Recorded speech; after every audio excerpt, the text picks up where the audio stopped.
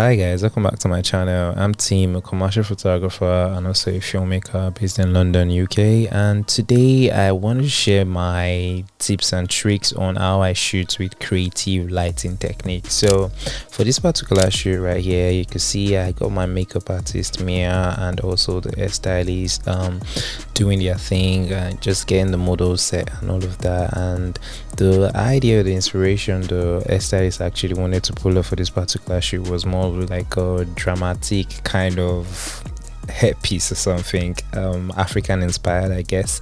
So this was the idea for the particular shoot. Then after I've seen this particular hairdo and the makeup alongside, I decided to light this using 3 different lights, and this is actually a very easy light setup, guys, and let me run you through.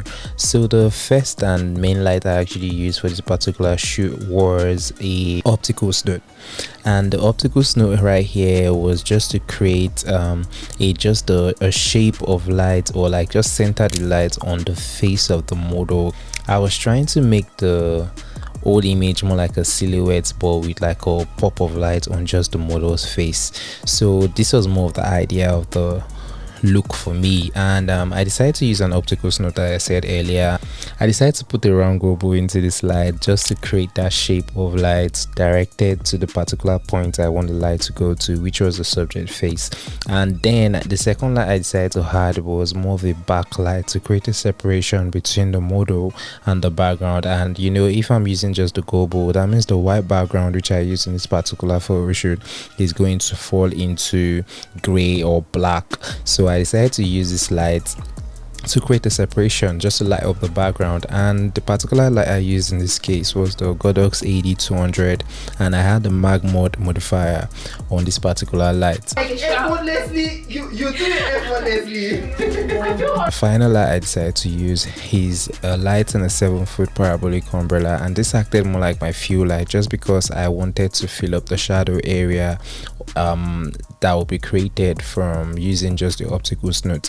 And I just decided to place a reflector down below to like lift up the shadows, and it turned out really nice. So still on the same look, guys, I decided to take away the optical snoot for this particular one. And surprisingly, guys, I know most people tend to be like, when you're at the studio, there are particular lenses you need to use for portrait photography. I decided to show you a 24mm without the optical snoot and just having the parabolic umbrella directly up above the model, and I decided to put a reflector on the floor, and these were the images we got. And guys, I will tell you, these were like one of the best images I've shot in a while, because it just looked different from things that I've actually been shooting for a while right now. And I think I might actually try out shooting more with like a wide angle lens in the studio. So guys, if you enjoyed this video, don't forget to subscribe and also give me a thumbs up, and I'll be seeing you guys on the next one.